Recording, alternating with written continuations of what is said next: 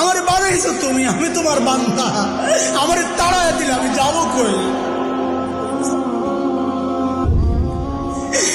কই যাবো? তুমি ছাড়া মাফ করবে কে বলো? কার কাছে যাওয়া ভিক্ষার হাত পাতবো বলো? কি দোয়া শিখাইয়া দিচ্ছেন নবী ভাই, কি দোয়া শিখাইয়া দিচ্ছেন।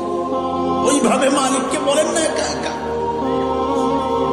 তুমি আমার রব, আনতা রব্বি, আনতা রব্বি, আর কেউ না।